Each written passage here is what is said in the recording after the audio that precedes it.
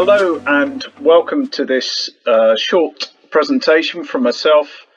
I'm David Evans, the Global IoT Solution Architect at Robustel Technologies.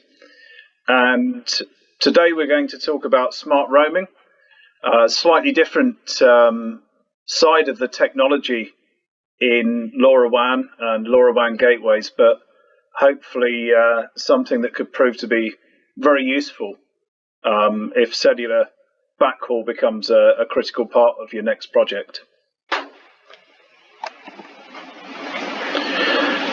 So just to put a context to this presentation, I wanted to share with you a little of the history of the product or products that we're describing today. So the R3000 LG, as you can see, is quite a classic light industrial grade indoor router slash gateway, in fact.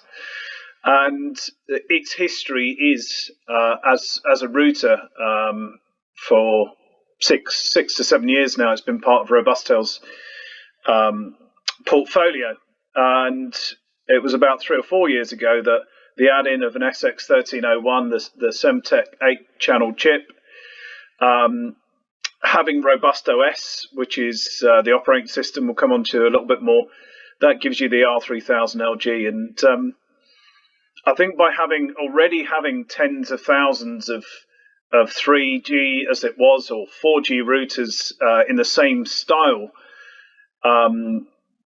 already 80% of the bill of materials was going out of the factory in volume. So this really helps with quality, with yield, and obviously with cost as well, especially on the more expensive cellular components. So that's the core product that we're talking about today. And just for completeness, there is an outdoor variant. It's the same electronics inside, but as you would expect, PoE for easy outdoor installation, and the various considerations, sealing to IP67, breathing caps and the like. And we talk about at the bottom there an extensive unique software features, and that's really where today's conversation is positioned, about one of those features.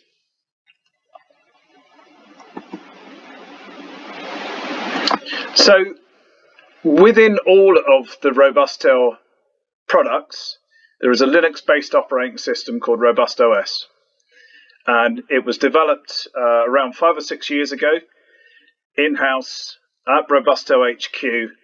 And one thing that certainly helps me know exactly where the clever guy and his team that was responsible for the 110,000 lines of source code, still are within the business and building more and more new products on the platform, and obviously beating the bugs out for 5 years of the existing environment means it's a pretty impressive, stable product. And just a note to say that it has been Deloitte audited, and there's been pen tested by various other organizations around the world to do the usual checks for security and backdoors and the like. So within the operating system in all devices, including the LoRa gateways, there is the ability to transmit information to the cloud. Obviously, it's not a new thing, but quite a well executed thing, using Microsoft Azure IoT Hub as the hosting environment, and many of the features in Microsoft Azure. Transmitting that information over MQTT gives a very sound management environment for the gateways, as you can see with the usual information that you would expect, over-the-air upgrades and maps and the like. Another feature, just before we get into the main topic, that I think is worth mentioning is robust VPN. So by virtue of having a service in Azure, Robustel are able to host their own VPN service, which basically marries together an inbound VPN from the gateway and an outbound VPN from a user, typically in a Windows environment. And so some of you will probably be familiar with the concept of fixed IP SIMs. Well, this just gives you a fixed IP gateway. So whether the bearer is Ethernet, Wi-Fi or 4G, it doesn't matter how the traffic is getting out into the public internet, the ability to build the VPN over the top, take care of all the certificates and keys under the bonnet, and just keep it validation as simple Office 365 credentials based for the software.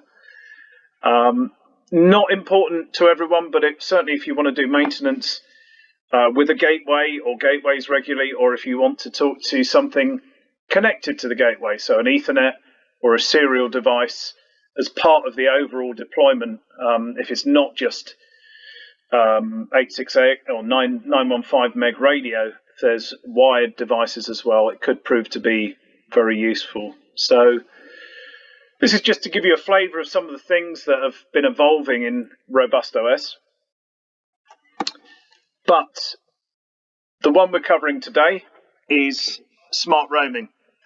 And the actual history to smart roaming, well, part of the history of smart roaming comes from a previous role that I had as working for a SIM card company, majoring on providing roaming SIMs for maximum resilience, and seeing some of the challenges and the pain points for customers that had chosen to go down that path, but didn't necessarily understand exactly what they were dealing with. And that's what smart roaming is designed to help with, ultimately, with the resilience of estates of deployed LoRaWAN gateways.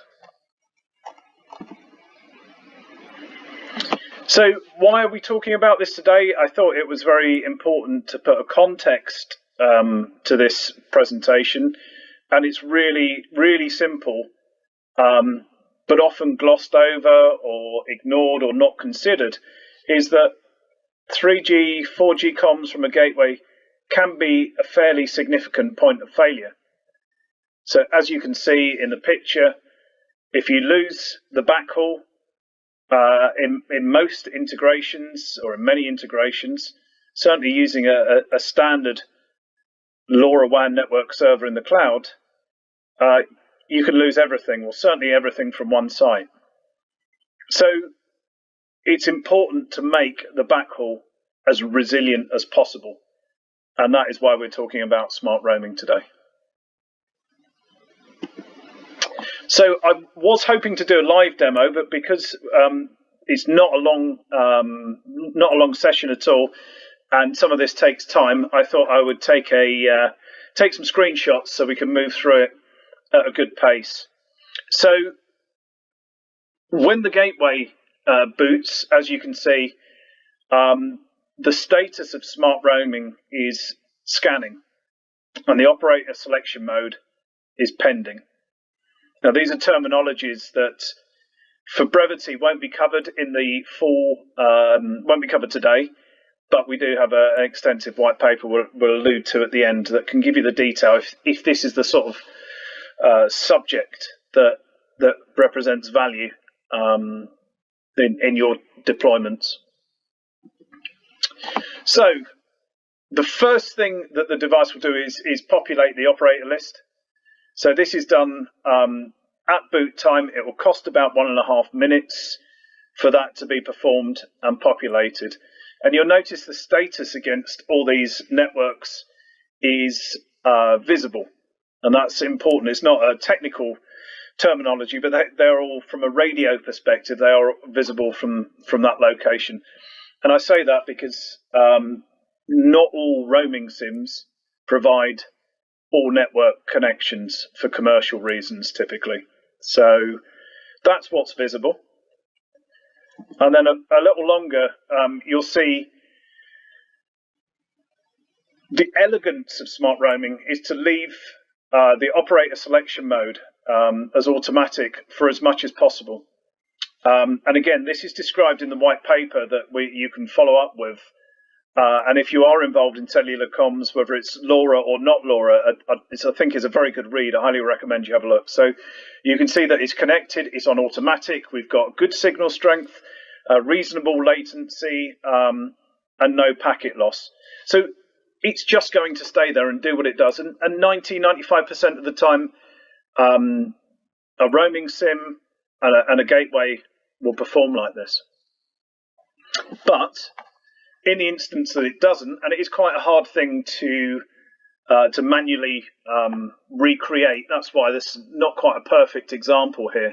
It's quite hard to dynamically disallow network operators from a roaming scheme to force smart roaming into action. But I think you get an idea from those top two lines that if Vodafone UK on 3G has failed, then the algorithm will step through current subsequent networks. So it's currently on O2 making an assessment of the connection. So I think anecdotally, there's a really nice example here where our friends at Voitech in the UK, during 2018, O2 Telefonica experienced quite a significant outage in the UK, and around 20 devices had been camped on the O2 network. And because of this technology, every one of those devices moved away. And if you do read the white paper, you'll see that sometimes that process is not endemic in automatic network selection, so it won't actually move to a different network. 2021, that was on a 3G setup. Now 4G are the mainstay. Smart roaming is still doing its thing, and delighted to say that Voitech is still getting some surety from having smart roaming on the gateways. In fact, it's probably just briefly worth mentioning for anyone in BMS or HVAC that the environment that these guys facilitate is any LoRa sensor can become part of a building management system, HVAC system, anything of that ilk, especially where traditionally BACnet is a desirable interface.